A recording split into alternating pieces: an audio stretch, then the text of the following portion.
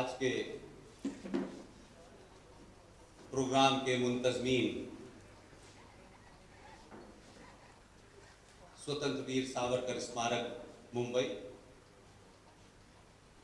DISE पे बैठे तमाम मेहमान खुसूसी और मेहमान अजीज़ी, ख़वातीन व हज़रात, मेरे बुजुर्ग, हम उम्र और नौजवान साथियों,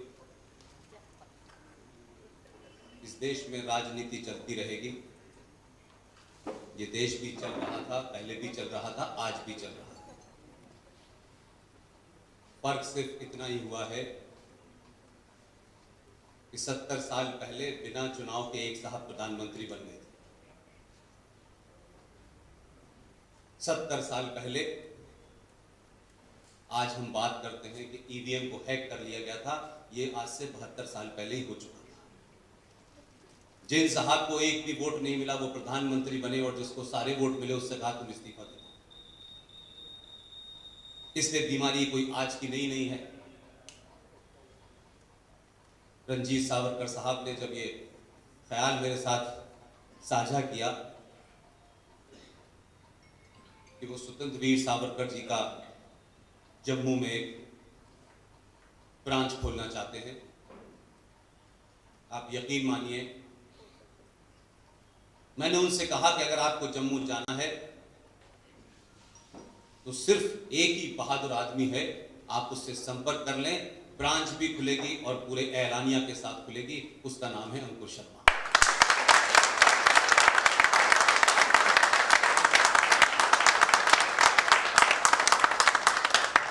हमारे बारे में कहा जाता है कि हमें रोज धमकियां मिलती हैं, लेकिन अंकुर को धमकियां तो अंदर से भी मिलती हैं और बाहर से भी मिलती हैं। मैं इस बात से खुश हूं कि 370 हटने के बाद हम पहली बार जम्मू आ रहे हैं। अंकुर से आप सुन चुके हैं कि 370 हटा, 35 पे हटी, उसका जमीन पे क्या असर है, क्या नहीं असर है। लेकिन मैं ये मानता हूं कि सनातनी हिंदू समाज को एक लंबे समय से झूठ बोलने, झूठ सुनने और दूसरों से झूठ की तवक्को करने की आदत पड़ गई है, और हमें लगातार अलग अलग माध्यमों से यह बताया गया है आप 1000 साल तक गुलाम रहे, आपके पूर्वज गुलाम रहे, आप लालची हैं, आप बटे हुए हैं, वगैरह वगैरह जितने भी नैरेटिव होते हैं वो सारे के सारे बताए गए। ये बात अलग है कि 712 के बाद आज देश का प्रधानमंत्री पहली बार अपने मन की बात कह पाता है, नहीं तो ये मन की बात मन में ही रह जाती थी। ये सिर्फ इसलिए नहीं हुआ है कि दिल्ली में कोई डिस्पेंसेशन बदल गया है, मैं इस बात को कतई नहीं मानता। मैं मानता हूं कि 2014 इसलिए पैदा हुआ कि सनातनी समाज, जो भारतीय राजनीति का जो पूरा सर्किल था उसमें था ही नहीं। मुसलमानों में 73-72 फिरके हैं, बड़े से बड़ा नेता, बड़े से बड़ा पॉलिटिशियन, चाहे वो हिंदूवादी हो, सेकुलर हो, मुसलमान हो, वामपंथी हो, उसने मुसलमानों को हमेशा एक ही नैरेटिव से एड्रेस किया, मुसलमान। और आप भारतीय राजनीति के सर्किल में यादव थे, ठाकुर थे, ब्राह्मण थे, दलित थे, ऊपर थे, अगड़े थे, पिछड़े थे, लेकिन हिंदू नहीं थे। ये बहुत डेलिबरेटली किया गया, पहले राजनीतिक तौर पे किया गया और फिर उसको संवैधानिक तौर पे मजबूत किया गया। तो आज कुछ ऐसा नहीं है कि बहुत कुछ बदल गया है, आपके पास कोई चारा नहीं छोड़ा। इसलिए जिन लोगों को बदख्याली है, सुनी सुनाई बातें कहने का शौक है, और खासतौर से आज की जनरेशन को जो युवा है, आप उस दौर में पैदा हुए हैं जब संचार क्रांति हो चुकी है, और इस संचार क्रांति ने बिल्कुल फ्री में आपके पास दुनिया की सारी इंफॉर्मेशन अवेलेबल कराती है। अब कोई एक हिंदुत्व के नाम पे कोई बैठ करके बड़े से भवन में आपको एक तरफा ज्ञान नहीं दे सकता। इस संचार क्रांति ने आपको तर्कों से मजबूत किया है, रेफरेंस से मजबूत किया है, किताबों से मजबूत किया है, लॉजिक पे मजबूत किया है। लिहाजा अब आपके हारने का कोई बहाना नहीं हो सकता। बार बार इस देश में एक शब्द का बहुत प्रयोग होता है और इतनी स्थिति खराब हो गई है कि आप लोगों को शायद इस बात का इल्म नहीं होगा कि जिसे ग्रेट ब्रिटेन कहते हैं, उस ग्रेट ब्रिटेन की टोटल आबादी कितनी है? 6 करोड़ 25 लाख। हमारे यहां एक राज्य उत्तर प्रदेश की टोटल पॉपुलेशन 23 करोड़ है, लेकिन वो ग्रेट ब्रिटेन है और हम 135 करोड़ के बाद भी नहीं है। उस ग्रेट ब्रिटेन में अंकुर भाई, वहां जनसंख्या का गिनती शुरू होनी है, सेंसस हो रहा है। 28 मार्च को शायद वो शुरू होगा। पूरे इंग्लैंड में सारे लोगों की बड़ी कोशिश है कि हिंदुस्तान में जो भी स्पीकर्स हैं वो इस मुद्दे को उठाएं, और जो वहां 40-40 साल से रह रहे हैं, ये उनकी हमारे सामने विनती है कि हम जितनी से ज्यादा सभाएं ग्रेट ब्रिटेन में भारत से संबोधित कर सके करें। आपको सुन के ताज्जुब होगा कि हमारी बीमारी इतनी गहरी चली गई है कि वहां जो सेंसस हो रहा है, उस सेंसस का एक फॉर्म होता है जिसे भरना होता है, और उसमें एक कॉलम है रिलीजन। उसमें वहां का हिंदू लिख रहा है सेकुलर से। लोग हिंदू नहीं लिखना चाहते। ये इंग्लैंड में हो रहा है क्योंकि वहां की सरकारें उसकी गिनती के माध्यम पे फंड्स एलोकेट करती हैं। ये डर जब है जब कुछ लोग इंग्लैंड चले गए हैं और उन्होंने पूरे इलाके में बड़े बड़े बैनर लगा दिए हैं, इस इलाके में गैर मुस्लिम की एंट्री बैन है। ओपन नहीं है, कोई चीज छुपी नहीं है। हम 70 सालों में बीमार हो चुके हैं, और जब जब बीमारी ठीक होने का वक्त होता है, या तो कोई सामाजिक संगठन के नाम पे, हिंदुओं की ठेकेदारी के नाम पे, या राजनीतिक दल उसको उस बीमारी से निकलने नहीं देना चाहते। वो चाहते इसी में रहे, क्योंकि सबसे आसान है आपको कंट्रोल करना। इसलिए आप जिस बीमारी से ग्रस्त हैं, उस बीमारी का सबसे बड़ा नाम है सेकुलरिज्म। और हम इस पे कभी बात नहीं करना, तथ्यों पे बात नहीं करना चाहते। या तो सुनी सुनाई बात पे करेंगे, या किसी ने ऐसा कहा था। भारत का संविधान जब बना तो मैं समझता हूं कि उस वक्त डिबेट हुई, दिसंबर 48 की डिबेट की बात बता रहा हूं। दिसंबर 48 में जब डिबेट हुई तो बी.आर. अंबेडकर साहब से कहा कि भारत के संविधान को सेकुलर होना चाहिए। बी.आर. अंबेडकर ने साफ साफ शब्दों में कहा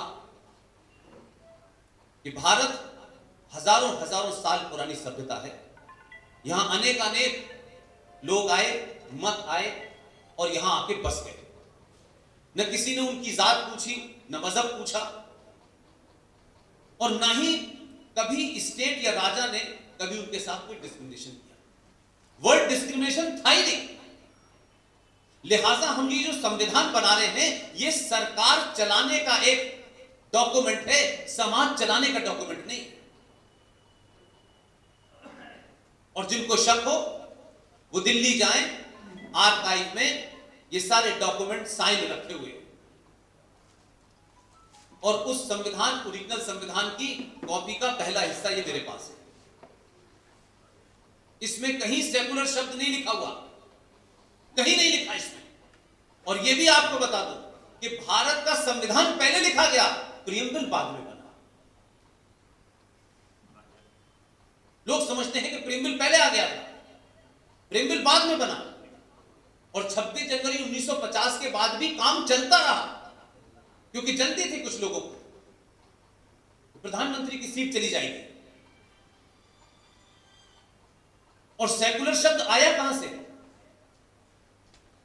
जो हमारी संस्कृति में फिट ही नहीं बैठता। सेकुलर शब्द यूरोप के अंदर था, और यूरोप के अंदर जो राजा था, जो किंग था, वो चर्च से चलता था, चर्च गाइड करता था, उसकी इंस्पायरेशन चर्च होती थी।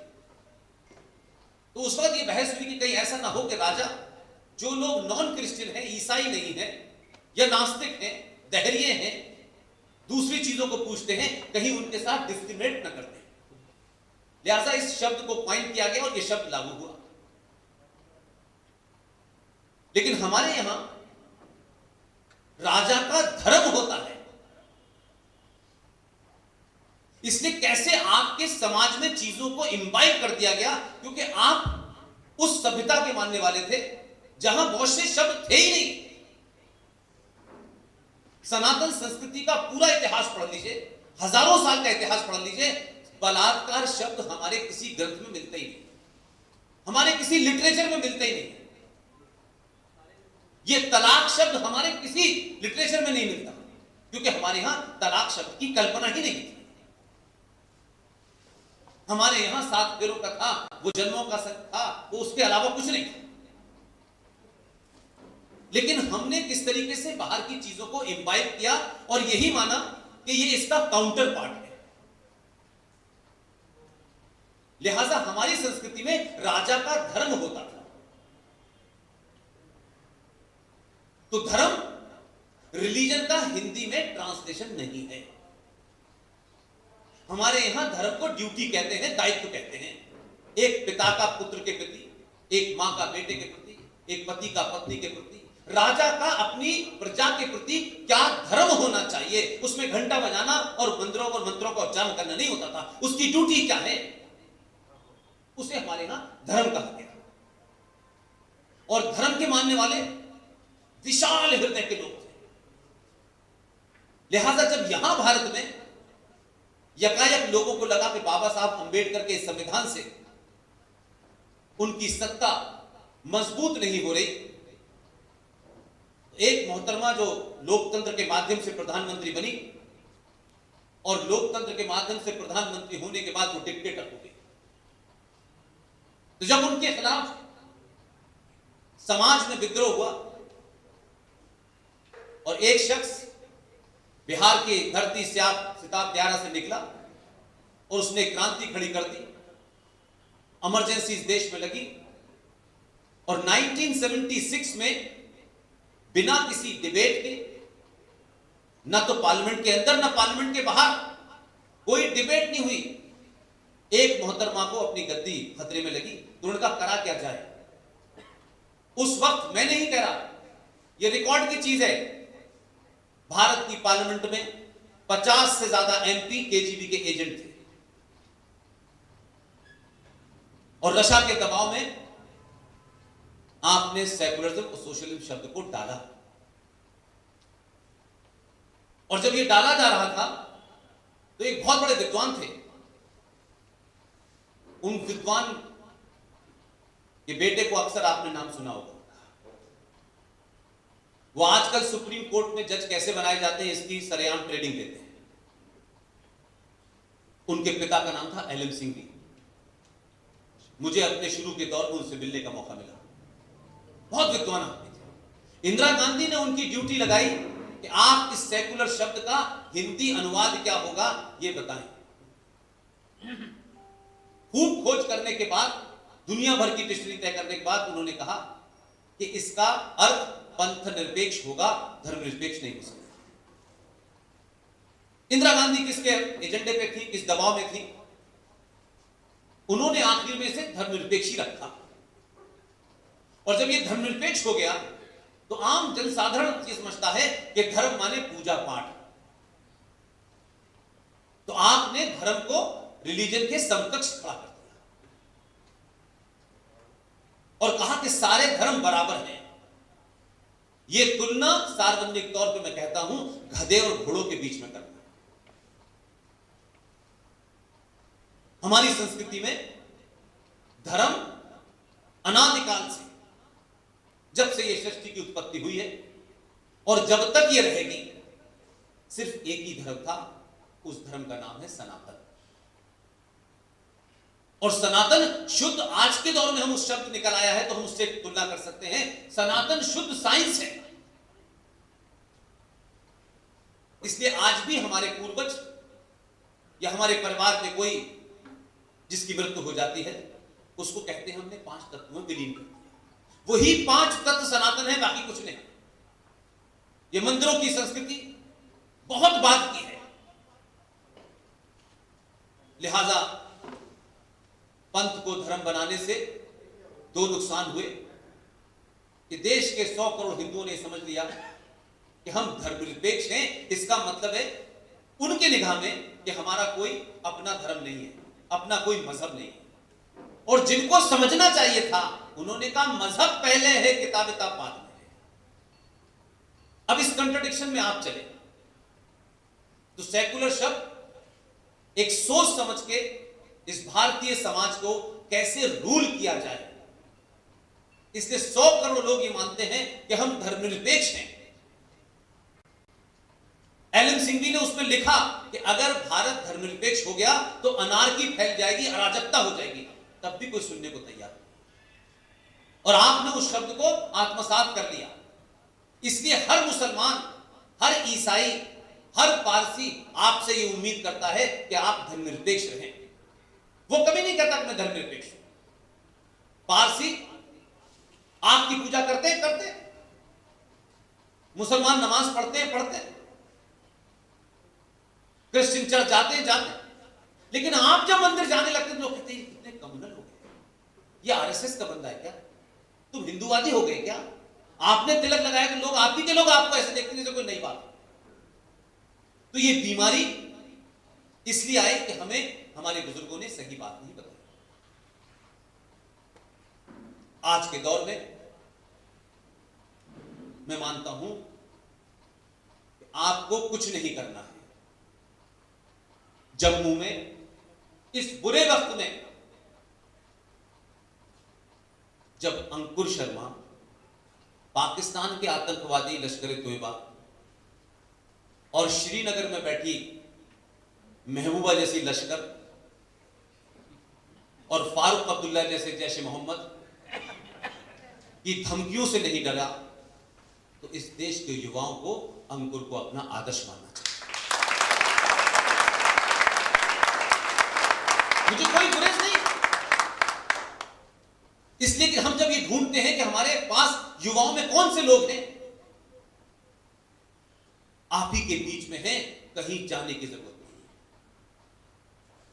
और आपको किसी को गोली नहीं मारनी, किसी को गर्दन नहीं काटनी।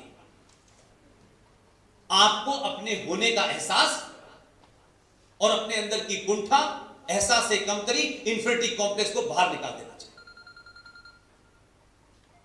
आप जिस दिन भी सनातनी हो गए, शुद्ध रूप से सनातनी हो गए, यकीन मानिए जिन्होंने डर के मारे तलवार के जोर पे शलवार पहनी थी, वो जल्दी ही धोती पहनेंगे।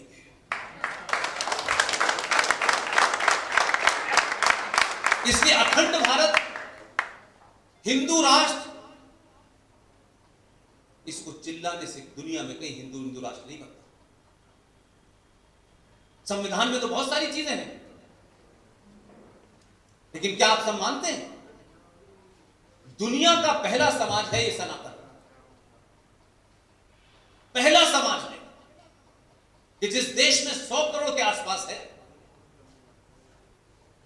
वही समाज संविधान होने के बावजूद भी हाथ जोड़ता है और इस देश की सरकारों से विनती करता है कि हमें समान नागरिक अधिकार चाहिए।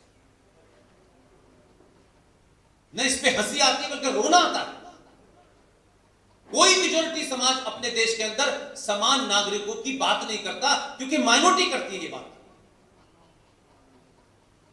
कि हमें समान अधिकार चाहिए।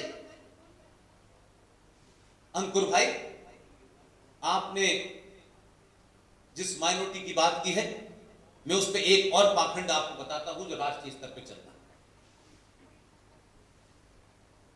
76 में ये संविधान सेकुलर हो गया। 93 में, क्योंकि बाबरी मस्जिद का मामला बहुत तेजी से ऊपर चल रहा था, हमारे यहां राजनीति चली कैसे है। 1991 में नरसिम्हा राव ने बिना किसी से पूछे, किसी को कॉन्फिडेंस में लिए, क्योंकि उसमें 99% हिंदुओं टारगेट पे थे, बाबरी मस्जिद के मामले को अलग करा राम मंदिर के, और एक कानून बनाया। उस कानून का नाम था प्लेसेस ऑफ वर्शिप एक्ट। 90% हिंदुओं से पूछो, ये उनको पता नहीं। यानी जिन्होंने हमारा अहित किया है, नुकसान पहुंचाया है, हम उस शत्रु को भी नहीं जानते, न जानना चाहते हैं। लड़ना दूर, हम बातचीत करके लोगों को अवेयर भी नहीं करना चाहते। और कहा कि प्लेसेस ऑफ वर्शिप एक्ट बन गया है, उसमें से राम मंदिर का मुद्दा अलग रहेगा। पूछा ये प्लेसेस ऑफ वर्शिप एक्ट क्या है, तो कहा गया कि 15 अगस्त 1947 को औरंगजेब से लेकर बाबर और बाबर की नाजायज औलादों ने 30,000 मंदिर, भगवान राम का मंदिर, काशी का मंदिर और मथुरा का मंदिर तोड़ा है। इनकी यथास्थिति बना दी गई। अब इसमें कोई बदलाव नहीं हो सकता। ये बिल्कुल वैसे ही है कि कोई मेरे घर को लूट ले, मुझे बेघर कर दे, और सरकार ये कहे कि अब ये यथास्थिति रहेगी, आप बाहर बैठिए, आक्रांता अंदर। हमने होने दिया। और 1992 में, क्योंकि मंदिर मूवमेंट बहुत तेजी पे था, तो सरकार को लगा कि मुसलमानों को खुश करना है।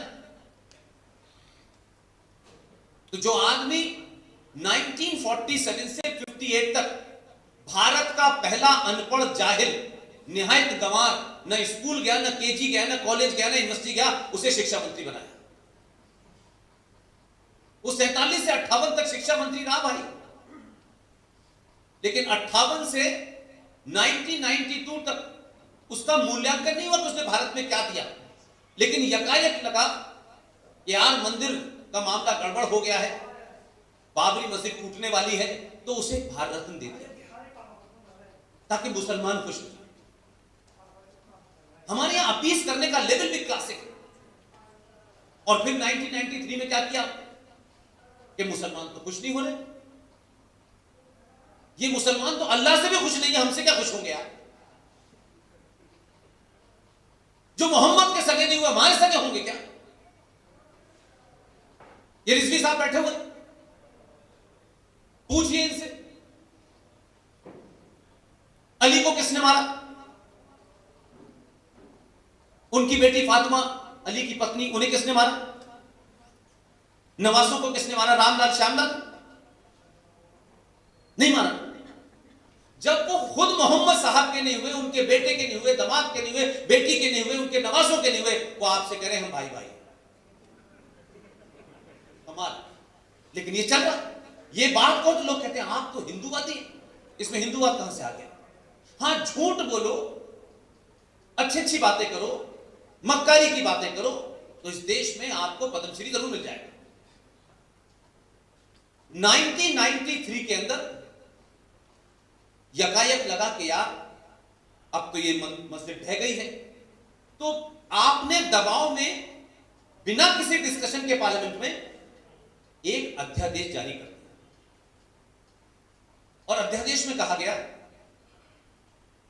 कि जो मुसलमान हैं 19%, 93 की बात बता रहा हूं, 19% मुसलमान, 50,000 पारसी, 1.5% सिख, 1% बौद्ध और 3.5% ईसाई, ये माइनॉरिटी में है। किसी से पूछा नहीं, कोई सिख इनके पास नहीं जाता कि भाई हमें माइनॉरिटी डिक्लेयर कर दो। लेकिन हिंदुओं के लार्जर फैमिली को तोड़ना और मुसलमानों को एक अलग जगह दे देना, उस वक्त बना नेशनल कमीशन फॉर माइनॉरिटी, जिसे आप अल्पसंख्यक आयोग कहते हैं। इस अल्पसंख्यक आयोग के अंदर देखिए फर्क यही है, हमारे साथी भी लड़ रहे हैं वहां दिल्ली में कि अल्पसंख्यक आयोग गलत है, लेकिन लड़ाई लड़ने का ढंग बदलिए, लालच से ग्रस्त मत होइए, और दुनिया की कोई ताकत आपको आपके वक्त से पहले नहीं मार सकती है, ध्यान रखिए, कोई नहीं मार सकती। जिस दिन हिंदुस्तान के युवाओं में चापलूस नेताओं के पीछे लगने की मानसिकता समाप्त हो जाएगी, अपने पुरुषार्थ को जिस दिन यकीन हो जाएगा, उस दिन दुनिया की कोई ताकत आपको रोक नहीं सकती। अंकुर शर्मा ने यह काम जम्मू में अकेले किया। सुप्रीम कोर्ट न जम्मू में है न श्रीनगर में है, यहां से जाके वो फैसला लिया जो दिल्ली के लोग नहीं ले पाए। यही बुनियाद है, इसी बुनियाद पर लड़ रहे हैं। लेकिन एक नई मक्कारी आई है, ये काले कोट वाले ऐसे ही नहीं है, इन्होंने एक नया ढंग निकाला। कहा कि साहब ये नेशनल कमीशन फॉर माइनॉरिटीज जो है, 2011 का सेंसस जो राष्ट्रीय सेंसस है, उसमें पूरे देश में 9 राज्यों में हिंदू माइनॉरिटी में है। 2011 की जनगणना ये कहती है। तो बराबर ये कहते रहे कि साहब ये नेशनल कमीशन फॉर माइनॉरिटी जो बना हुआ है, ना तो यूएनओ के बैकग्राउंड पे बना हुआ है, ना भारत में कोई ऐसी डेफिनेशन तय हुई है कि 19% लोग भी माइनॉरिटी में हैं, यानी 25-22 करोड़ लोग माइनॉरिटी में हैं और 50,000 बेचारे पारसी माइनॉरिटी में हैं, कोई बैलेंस ही नहीं है। तो उस पे कोर्ट ने पहले तो हमें यह कहकर टरकाया कि अब इस पे क्यों बवाल खड़ा करना चाहते हैं, लेकिन एक साथी अश्वनी उपाध्याय जी लगातार लगे। तो देखिए कैसे आप, जब समाज कमजोर होता है,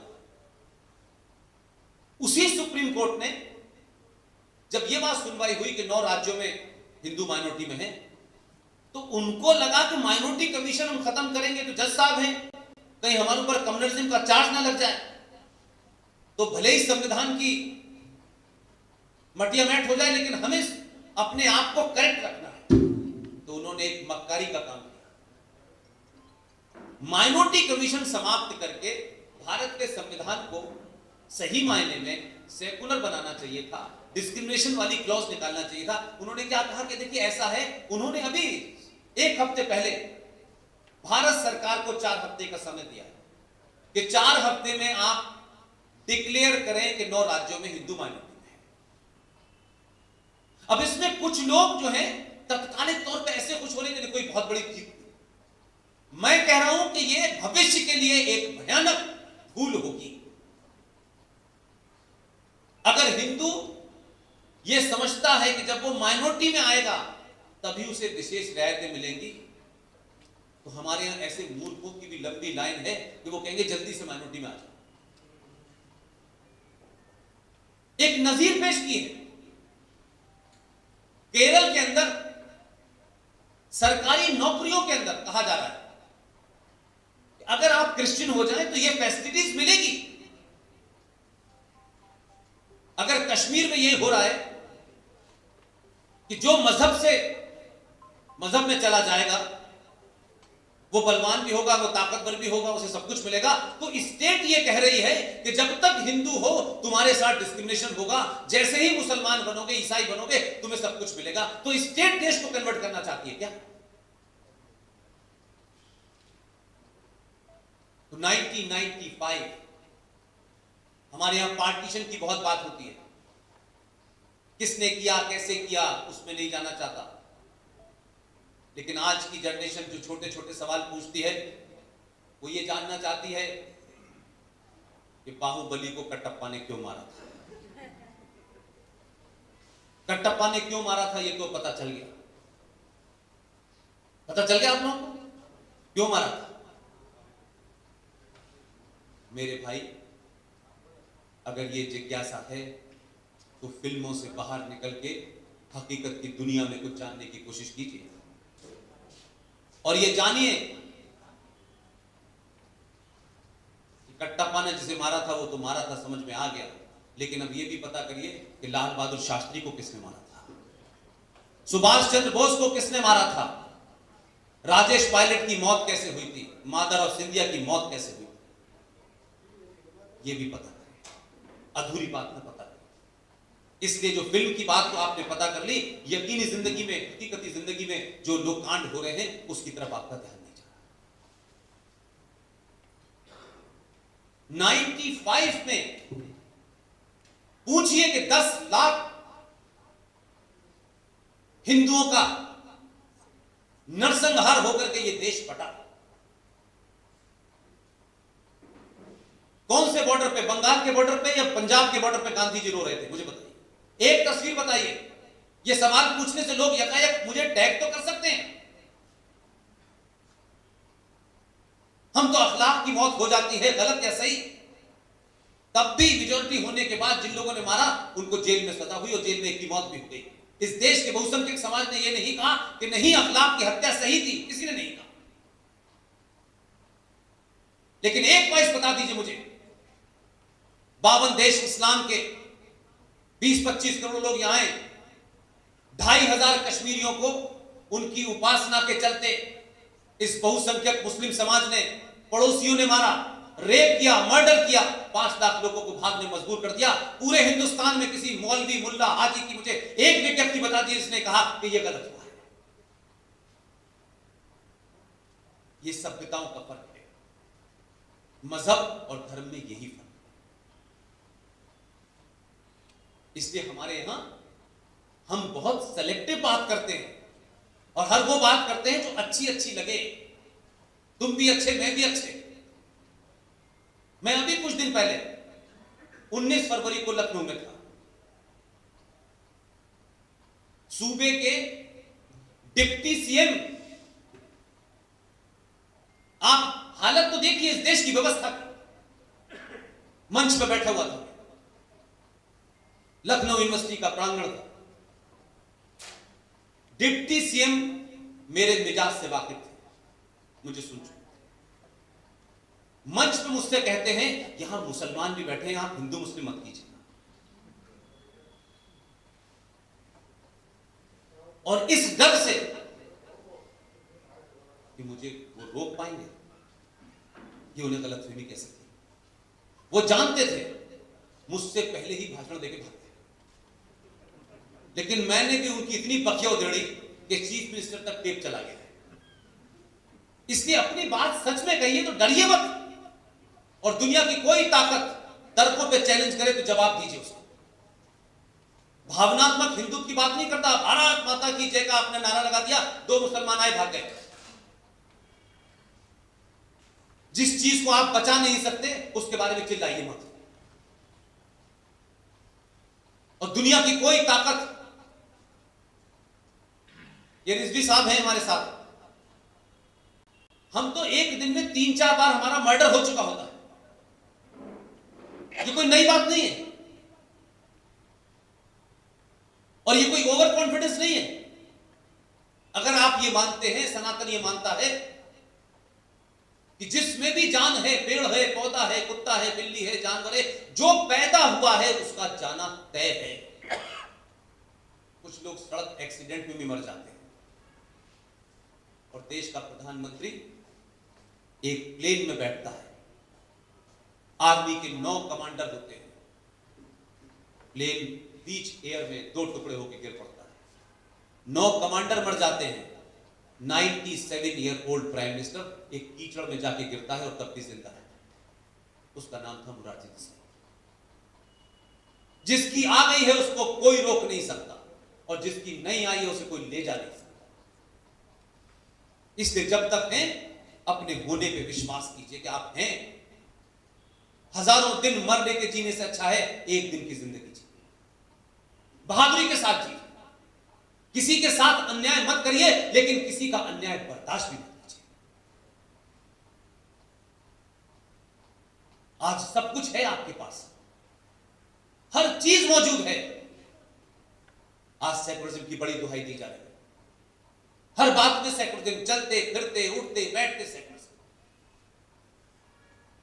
इसलिए समस्या नहीं है ये शाहीन बाग, ये किसान आंदोलन, ये दुनिया भर में जो प्रॉब्लम है, ये इसलिए नहीं है कि भारत की सत्ता के ऊपर कोई हिंदूवादी लीडर बैठ गया है। मैं नहीं मानता, ये इशू नहीं है।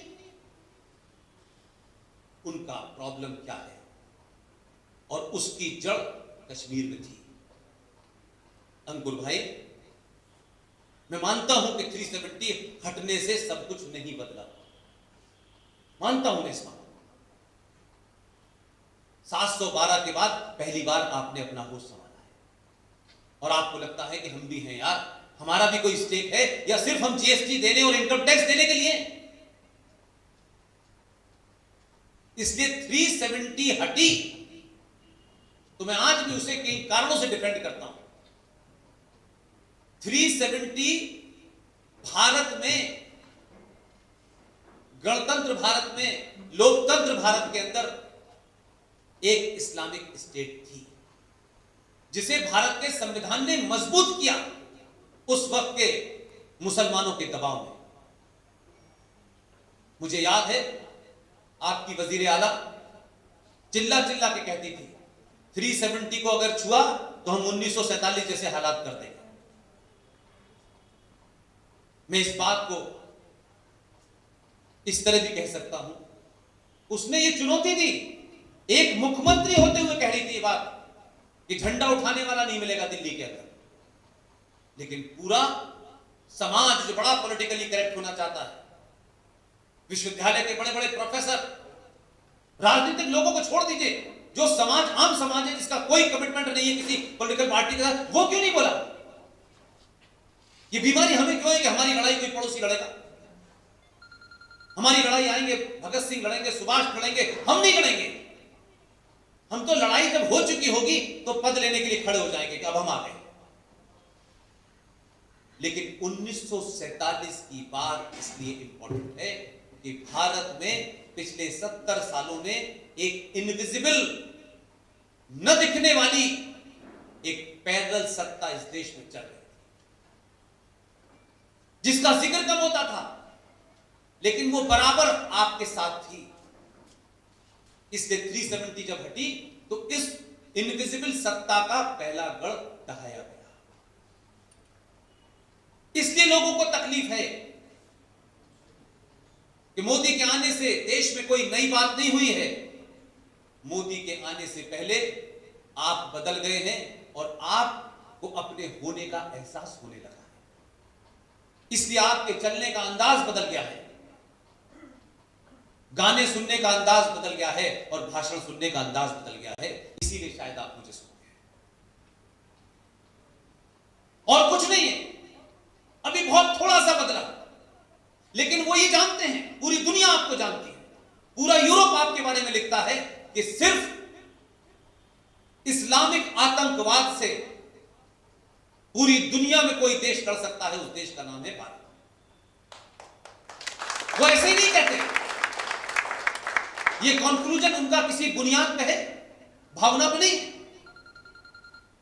क्योंकि आप एक लंबे समय से इस इस्लामिक आतंकवाद से बिना दिखाई दिए लड़ रहे हैं, डेली लड़ रहे हैं।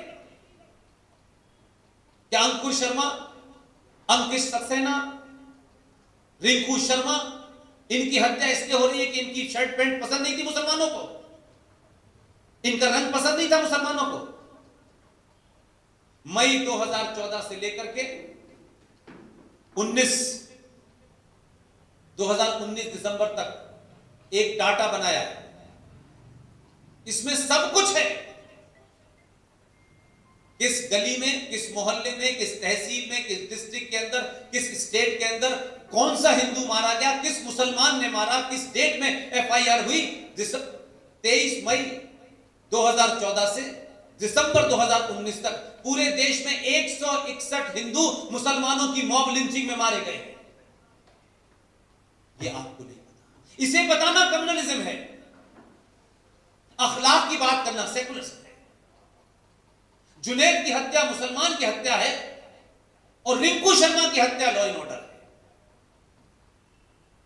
आप इस देश के दुश्मनों के बनाए नैरेटिव को चला रहे हैं, क्योंकि आपको इस बात का अंदाजा नहीं है हम कह क्या रहे हैं। तो जब तक यहां ठीक नहीं होंगे, जमीन पे कुछ ठीक नहीं होगा। इसलिए मुझे खुशी है कि आपके बीच में एक युवा है जो लगातार इन मामलों को उठा रहा है। आप सबको उसकी ताकत बनना चाहिए। हमें ये छोटे छोटे, नहीं साहब एक नई पॉलिटिकल पार्टी बनेगी, हिंदू वोट बट जाएगा। जो हिंदू किसी काम का नहीं, उसका हम क्या अचार डालें? ये हमने ठेका ले रखा है। पिछले 50 साल से सड़ी गली हिंदू राजनीति इस देश में हो रही है, आपके सूबे में हो रही है। 370 में कितनी बार धरना प्रदर्शन किया उन हिंदू एमएलए और एमपी ने यहां की? कितनी बार आपने विधानसभा का घेराव किया? कितनी बार आपने घेराव किया कि ये 200 जो वाल्मीकि आए हैं इनको नागरिकता नहीं दी जा रही? 5 लाख लोग जो बैठे हुए थे आपके राज में, किसने उनके बारे में सुना? दुनिया का सबसे बड़ा लोकतंत्र है, इसका हमें बड़ा घमंड है। और हम वोट डलवाने के लिए अगर किसी पहाड़ी पे एक भी वोटर रहता है तो वो हमारा इलेक्शन कमीशन जाता है। लेकिन जम्मू के अंदर 5 लाख लोग जो यहां 70 साल से बिना नागरिकता के रह रहे थे, उस पे दिल्ली पे कभी शाहीन बाग आपने बनाने की कोशिश की? क्योंकि हम स्वार्थी लोग हैं। अभी अनाउंस कर दे एक धरना होने जा रहा है, सबकी 10-10 हजार रुपए सैलरी बढ़ेगी, हम लोग बैठ जाएंगे। अपने अंदर की बीमारियों को पहचानिए।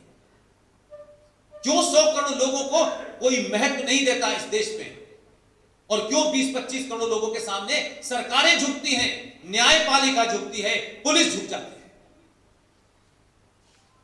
इसलिए बार बार मैं अपनी बातों में एक ही बात कहता हूं कि देश और राष्ट्र का फर्क जिस दिन आप करने लगेंगे, उस दिन आप सारी बीमारियों को दूर कर देंगे। देश एक जमीन का टुकड़ा है, उस टुकड़े की रक्षा करने के लिए सेना है, उसकी न्याय व्यवस्था चलाने के लिए कोर्ट है, लॉ एंड ऑर्डर के लिए पुलिस है, एक संविधान है, एक प्रधानमंत्री है, एक सरकार है। ये देश की कल्पना। राष्ट्र क्या होता है? राष्ट्र न संविधान से चलता है, न पुलिस से चलता है, न सेना से चलता है।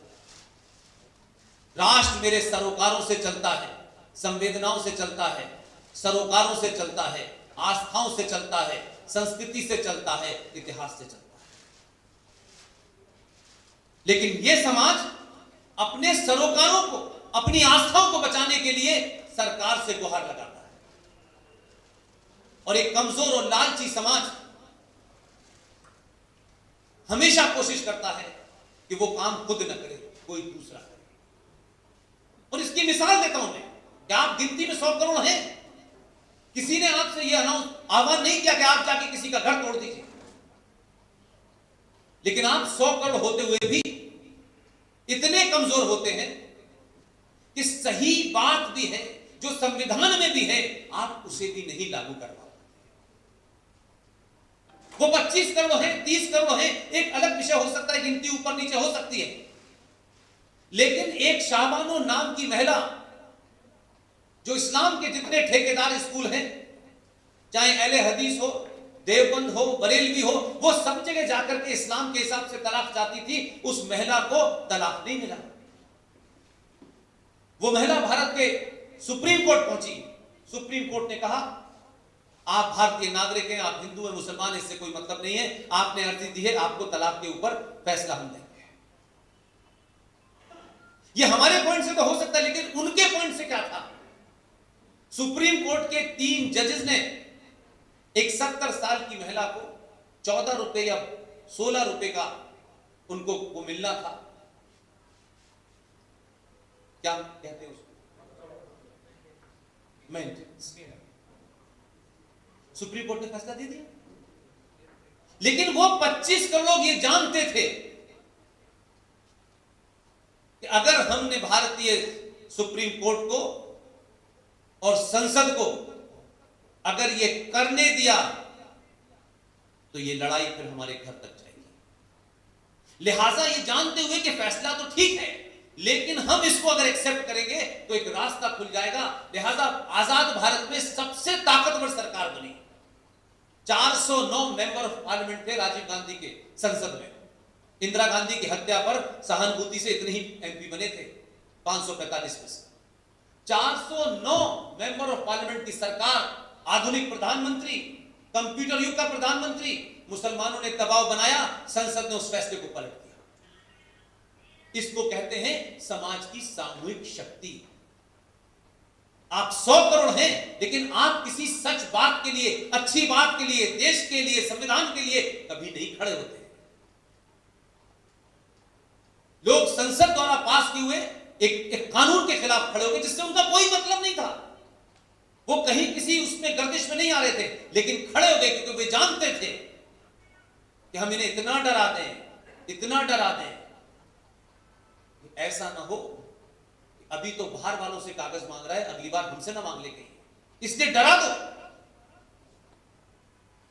जो कमजोर समाज होता है, जो डरपोक समाज होता है, जो लालची समाज होता है, वो कायर भी होता है। और कायर समाज जब हो जाता है तो राज सत्ता कैसे आपकी आस्थाओं में इंटरफेयर करती है। हिम्मत नहीं है भारत के सुप्रीम कोर्ट की कि वो ये कह सके कि आप जब कुरान मजीद उतरा, वो आसमानी किताब नीचे आई, तो उसमें क्या लिखा हुआ था कि लाउड स्पीकर पे अजान देना? उसमें तो नहीं था, तो लाउड स्पीकर नहीं बना था। आप एक सभ्य समाज में रह रहे हैं, इस समाज के कुछ कायदे कानून हैं, तो आप क्यों भाई रात के 10 बजे और सुबह 4 बजे लोगों की नींद खराब करेंगे? ये मजहबी मामला आपके लिए हो सकता है, मेरे लिए नहीं हो सकता। मेरी नींद मेरे लिए इंपॉर्टेंट है, लेकिन इसमें सवाल नहीं उठाएंगे आप। किसी क्यों उठाएं? कोई और उठाए। इसलिए वो सड़कों पे नमाज पढ़ते हैं तो आप रास्ते में खड़े हो जाते हैं। अरे कितने दिन तक खड़े होंगे? कभी ना कभी तो कन्फ्रंट करना ही पड़ेगा भाई। इसलिए उन्होंने समझ लिया है कि भारतीय समाज डरपोक और कायर है। इसलिए सुप्रीम कोर्ट हजारों हजारों साल की एक परंपरा डेवलप हुई, जो हमारी आस्थाओं से जुड़ी हुई, जो साइंस की कसौटी पर एकदम 24 कैरेट की है। और एक 100 करोड़ समाज सबरीमला में सुप्रीम कोर्ट का इंटरफेरेंस करने से नहीं रोक पाया। और सुप्रीम कोर्ट को सबरीमला के अंदर जेंडर जस्टिस नजर आता था कि उन्हें वहां जेंडर जस्टिस चाहिए था। पूरा समाज खामोश है।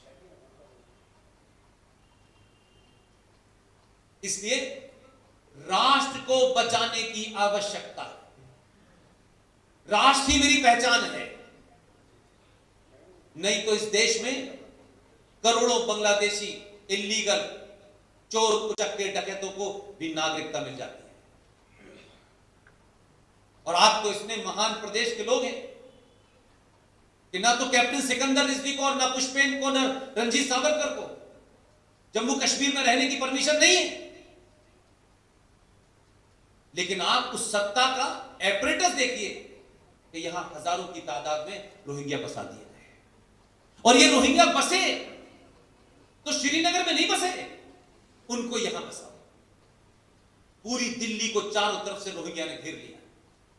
इसलिए रिंकू की हत्या करोगे, हत्या करने वाला नागरिक ही नहीं है, मुकदमा चलाइए। और सुप्रीम कोर्ट कहती है कि इनके भी मानव अधिकार है। आपके घर में 25 लोग घुस जाएं और वो कहें कि हमारा भी खाने का अधिकार है यहां, अब आप खाना खा लीजिए, क्योंकि समाज नहीं लड़ना चाहता। इसलिए आप ये माने कि स्टेट मजबूत हो जाती है, स्टेट में लोग बदलते रहते हैं। जिस दिन 100 करोड़ लोगों में से 5 करोड़ युवाएं खड़े हो गए कि हमें जवाब दो, हमारे माँ बाप जो बिजनेस करते हैं, जीएसटी भरते हैं, हम टैक्स टाइम पे भरते हैं, हमने कोई ठेका ले रखा है कि आप हमसे तो कहें हम दो, हमारे दो, और हमारे जीएसटी से, हमारे इनकम टैक्स से जिनको जा रहा है वो कहता है हम दो, बाकी तुम गिन लो। तो ये कब तक चलेगा भाई? एक संविधान के माध्यम से दे दिया आपने कि रिजर्वेशन होगा, उसी संविधान में लिखा है कि धर्म के आधार पर नहीं दिया जा सकता रिजर्वेशन, तो आपने माइनॉरिटी कमीशन के माध्यम से दे दिया। और उसमें जो पाखंड है अल्लू, वो कमाल का है।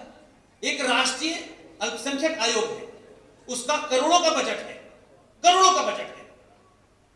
आप देखिए कि ये देश को पता ही नहीं है, इस पे चर्चा ही नहीं होती। मैं कहता हूं हमारे यहां कितनी फालतू बातों पे हम लोग चर्चा करते हैं सुबह से लेकर शाम तक, और चर्चाएं करना इसलिए जरूरी होती है कि लोगों के बीच में बात जाती है, फैलती है।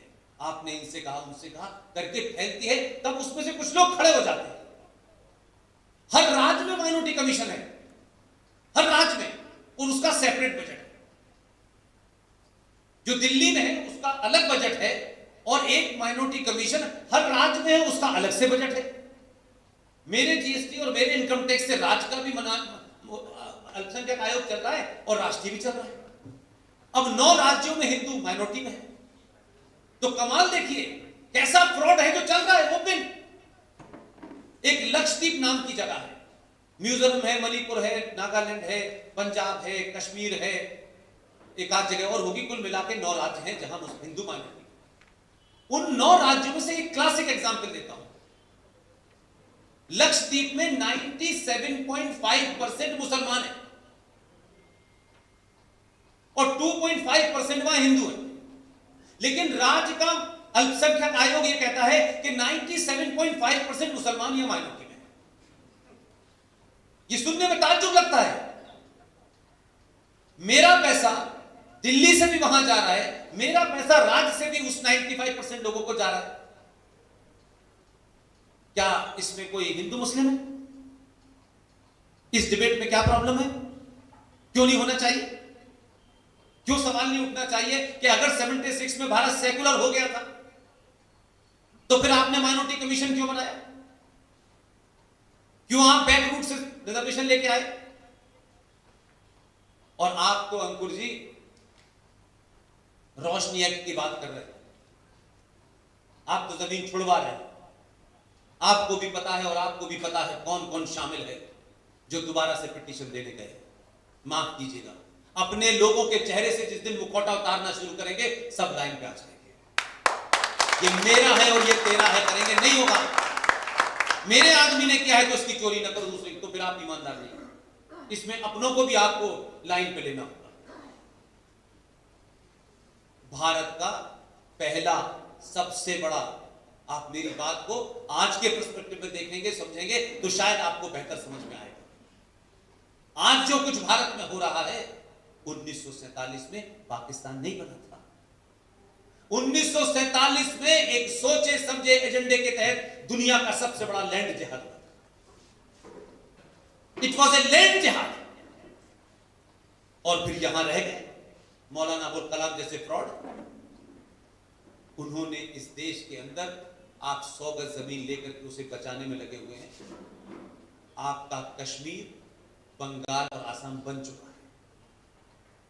इस देश में 500 से 600 कश्मीर बन चुके हैं जहां भारत सरकार की रिट नहीं चलती। स्टेट के बिजली डिपार्टमेंट का आदमी बिल लेने नहीं जाता, पानी का बिल नहीं भरते, प्रॉपर्टी टैक्स नहीं भरते। कोई माई का लाल जाके दिखा दे उसे ला दे। आप किसके लिए कमा रहे हैं? कहां है आपके लिए कुछ? कोई ब्राह्मण के घर में, ठाकुर के घर में, बनिए के घर में कोई पैदा हो गया, इसका मतलब वो अमीर हो गया। एक और पाकिस्तान से साहब यहां आए थे, इत्तेफाक से वो अल्लाह को प्यारे हो गए, उनके रिश्तेदार थे वो भी हो गए। वो दिल्ली हाई कोर्ट के चीफ जस्टिस थे। और जिंदा कौमें कैसे अपने एजेंडे की चीज को पकड़ती हैं। उन्होंने एक कमीशन बनाया, मैं उनको निजी तौर पे जानता हूं, खच्चर कमीशन। वो सच्चर थे, सियालकोट से आए थे, कुलदीप नैयर के रिश्तेदार थे। और उसको मुसलमान ऐसे कुरान की तरह बताते हैं, इसमें लिखा हुआ है कि मुसलमानों की हालत दलितों से बदतर है। ऐसा प्रोपेगेंडा करो लोगों को लगे पता नहीं क्या हुआ। और वो जो हैदराबाद का जोकर है, जय भीम जय भीम, एक नया नारा है। इसमें आपको लीड लेनी चाहिए थी। हर बच्चे को, हर महिला को, हर बेटी को यहां से चिल्लाना चाहिए कि जय भीम और जय भीम का अगर सबसे बड़ा फ्रॉड कहीं है तो जम्मू कश्मीर में था। यह दुनिया का पहला ऐसा राज्य है, दुनिया का पहला ऐसा राज्य जहां आप किसी को उनकी जाति की वजह से लाते हैं, बख्शी गुलाम मोहम्मद के जमाने 200 वाल्मीकि लोग आए और कहा कि ये शेख साहब की गंदगी साफ करेंगे। वो साफ करने लगे बेचारे। 56 में देश में किसको पता था, नौकरी मिल गई। लेकिन आप सोचिए, कहीं भी दुनिया में कोई किसी के साथ डिस्क्रिमिनेट कर दे इंडिविजुअल लेवल पे तो वो तो समझ में आता है, लेकिन आपका पहला ऐसा राज्य है कि आपके सेपरेट संविधान में एक एग्जीक्यूटिव ऑर्डर पास करके ये कहा गया कि ये जो दलित यहां आए हैं ये चूड़े की नौकरी यानी ये भंगी की नौकरी के अलावा कोई दूसरी नौकरी नहीं कर सकते। ये संवैधानिक तौर पे किया गया और फिर भी आप सुन रहे जय भीम जय भीम। इसलिए पॉलिटिकली करेक्ट होना छोड़ दीजिए। इस देश के पास 15 से 12-13 साल बचे हैं, ज्यादा साल नहीं है। ये जो उथल पुथल हो रही है ये इसलिए हो रही है कि ये जो सर्ज पैदा हुआ है किसी के खिलाफ नहीं है, फिर मैं कहता हूं हिंदू सनातनी अपनी जिम्मेदारी समझे। ये जीडी बख्शी, RSN सिंह, सुशील पंडित, कैप्टन रिजवी, ये अंकुर शर्मा, ये जो बोल रहे हैं, मैं जब पूरी उम्मीद है और मैं इस बात में कंफर्म हूं कि सब कुछ हमारे सामने नहीं होने वाला, सब कुछ हम होते हुए नहीं देखेंगे। हमारे सामने 370 हटी, ये चांस की बात है।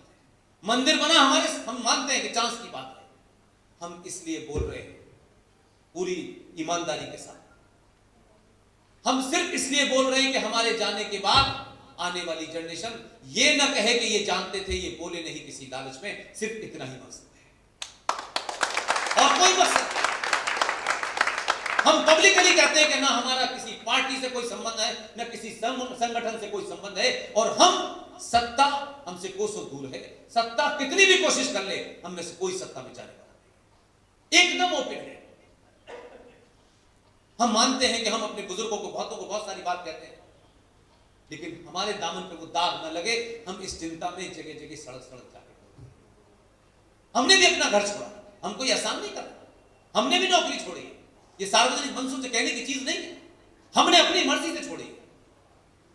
हम जिंदगी कैसे जी रहे ये हमारा निजी मामला है, लेकिन सार्वजनिक जीवन पर कोई दाग नहीं लगा सकता। इसलिए आज आप खुश नसीब हैं कि अंकुर जैसा यंग बॉय पूरी ताकत के साथ, मुझे मालूम है खतरे क्या हैं, मैं जानता हूं इस बात, आसान नहीं। ये खतरा दिल्ली तक इनका पीछा नहीं छोड़ता। इनको अपनों से ज्यादा खतरा है, दुश्मनों से नहीं।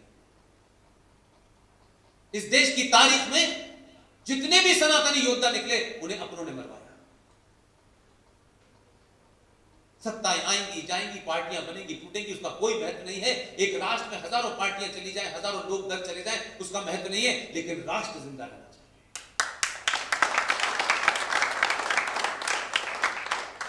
इसलिए माहौल बनाइए। संविधान के किसी बड़े मुद्दे पे जो संवैधानिक तौर पे कहा जाता है, हम कोई ऐसी मांग नहीं कर रहे हिंदू राष्ट्र बना दो। लिख देंगे अगर संविधान में हिंदू राष्ट्र हो गया तो क्या आप रातों रात बहादुर हो जाएंगे? इसलिए कंफ्यूजन दूर करिए। हिंदुओं का कोई ग्रंथ नहीं है, हिंदुओं का कोई पैगंबर नहीं है कि हमारी ये किताब ये कहती है ये करेंगे ये नहीं करेंगे। कोई ग्रंथ नहीं है आपका। 2007 में मैं और जीडी बख्शी कैप्टन साहब एक साथ थे। कल की बात है, एक जज साहब से मुलाकात की। कितना बड़ा काम लोग करके जाते हैं, लेकिन हम इतने कंजूस लोग हैं। किसी की तारीफ करने में भी हम शब्दों की कोताही करते हैं। क्यों हम तारीफ करते हैं कि हमारे तारीफ करने से गवर्नर ना बन जाए, हम इतना अपने आप को महान समझते हैं। इसलिए तारीफ तो एक ऐसी चीज है कि खूब करनी चाहिए, छोटी सी बात में भी ज्यादा करनी चाहिए, और उसका असर देखिए जब कभी कभी लोग आपकी तारीफ करेंगे तो आपके अंदर कैसा कॉन्फिडेंस पैदा होता है। 2007 में एक जज साहब थे, रंजीत भाई, इलाहाबाद हाई कोर्ट में। जज साहब का विजन क्लियर था। किसी गली मोहल्ले में कृष्ण जी के 2 मंदिर छोटे छोटे से थे, वो मुकदमा हाई कोर्ट चला गया। जज साहब को ऐसे लगा जैसे उनकी कोई मांगी हुई मुराद मिल गई उनकी। मुकदमा सुना और उसके डेलिब्रेशन में बात मंदिर के छोटे छोटों को फैसला करना था, वो तो रह गई पीछे। और उन्होंने कहा कृष्ण जी, और कृष्ण जी से गीता पे चले गए और ऐतिहासिक परिप्रेक्ष्य में कहा कि 1712 से लेकर के भारत की स्वतंत्रता संग्राम तक गीता एक बहुत बड़ा कारण रही है। और आखिर में फैसला क्या दिया पता है आप लोगों को? आखिर में फैसला उन्होंने दिया कि गीता भारत का धर्म ग्रंथ है। यह हमारे देश के लोगों को नहीं पता। मध्य प्रदेश की जबलपुर हाई कोर्ट ने फौरन उसको लिया। कुछ मुसलमान दौड़ के वहां गए बताने के लिए। जस्टिस अजीत सिंह और जस्टिस संजय यादव ने मुसलमानों की कहानियां सुनी। उन्होंने कुरान शरीफ नहीं पढ़ा तो गीता क्या पढ़ेंगे जाहिल। और उसके बाद उन्होंने फैसला दे दिया। सुप्रीम कोर्ट कुछ लोग गए। सुप्रीम कोर्ट ने कहा जब आप अपनी बात जबलपुर हाई कोर्ट में नहीं साबित कर पाए तो हमारे पास क्यों आए। और मध्य प्रदेश पूरे देश में पहला राज्य है जहां गीता स्कूल में पढ़ाई जाती है। क्या उस फैसले को आप अपने यहां लागू करने के लिए इस फैसले की कॉपी लेकर के लेफ्टिनेंट गवर्नर के पास नहीं जा सकते? और जब गीता पढ़ेंगे और व्यवस्था में बैठने वाले लोग जब गीता पढ़ते हैं तो उसका असर क्या होता है? इसी प्रधानमंत्री ने, यही प्रधानमंत्री था, गया राष्ट्रपति के पास, पूछा कि भारत की पहचान के रूप में हम आने वाले मेहमानों को क्या दें। पता है हम क्या दे रहे थे? Taj Mahal Islamic point of view से भी किसी कब्र को घर में रखना हराम माना जाए। और हमारे हिंदू शास्त्रों में भी किसी कब्र का या अस्थियों को घर में नहीं रखा जाता है। लेकिन हमको तो इतनी मोहब्बत दिख रही थी उसमें, इतनी मोहब्बत दिख रही थी, टपक रही थी मोहब्बत, हमने उसे अपना देना शुरू कर दिया। अगर कन्विक्शन क्लियर हो ना तो बगैर हल्ले के बहुत काम हो सकते हैं। राष्ट्रपति को 24 घंटे में आदेश दिया कि इसे बंद कर दे, ये भारत की पहचान नहीं हो सकती। दुनिया की हर भाषा में गीता छपी और 70 देशों के राष्ट्र अध्यक्षों को पिछले 6 साल में दे चुका है। बदलाव करने और बदलाव जो कर दे। अब अगर मैं किसी की तारीफ कर दूं, क्या बीजेपी के आदमी, मुझे पता ही नहीं मैं किसका आदमी हूं। तो आप तारीफ तो करें, किसी की भी करें जिसका काम अच्छा लगता हो। आपके पास तो हीरो है, आप उसी की तारीफ करें। कोई बुजुर्ग महिला है, कोई बुजुर्ग आदमी है, वो अंकुर से टेलीफोन करके कहे कि बेटा डरना मत, हम तुम्हारे साथ खड़े हैं, ये ताकत भी इस आदमी को मजबूती देगी। ये युवा है, जाके पूछे कि भाई हमें बताइए कि अगला आपका एजेंडा क्या है, हम आपके साथ चलेंगे। ये छोटी छोटी बातें मैं कह रहा हूं, बड़ी ताकत देती है। और जब आप गीता पढ़ते हैं और गीता बांटते हैं, और पुतिन भी पढ़ लेता है और ट्रंप भी पढ़ लेता है, तो आपका एक आदमी पाकिस्तान में छूट जाता है। पाकिस्तान में डिबेट चल रही थी, मैंने कल परसों भी कहा है, पाकिस्तान में डिबेट उस वक्त ये चल रही थी कि इसको रख लो अभिनंदन, जैसे कोई शो पीस हो। बोले इसे रख लेते हैं, कश्मीर पे बार्गेनिंग करते हैं। मूर्खों को मैंने कहा यार, हमने तुम्हारे 93,000 पकड़ के मुर्गा बनाया 2 महीने तक, हमने तुमसे बार्गेनिंग नहीं की, तुम हमारे एक आदमी की बार्गेनिंग करते। अब तो उनकी पार्लियामेंट में भी चिल्ला चिल्ला के एक चचा का फोन आ गया था वाशिंगटन से, किसी छोड़ दो और जल्दी छोड़ दो, क्योंकि इसने गीता पढ़ी हुई है और हम जानते हैं क्या करने वाला है।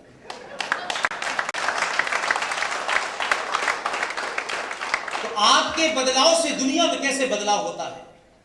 और पार्लियामेंट में खड़े होकर के वो कह रहा था, मेंबर ऑफ पार्लियामेंट, कि 9 बजे पसीना छूट रहा था, जल्दी छोड़े हमला करने वाला है। वो सच कह रहा था, चचा ने यही कहा था, भैया ये मिसाइल लगा दिया, हम नहीं बचा पाएंगे तुम्हें। तो मेरा कहना सिर्फ ये है, बदलाव के लिए कहीं नहीं जाना है। जिस दिन अपने अंदर बदलाव कर लेंगे, ये समाज बदल जाएगा। और इस समाज के अंदर के गद्दार जो हैं अलग अलग शक्लों में, वो या तो लाइन पे आ जाएंगे या कहीं और आशंका बसा लेंगे। बहुत बहुत शुक्रिया, थैंक यू वेरी मच।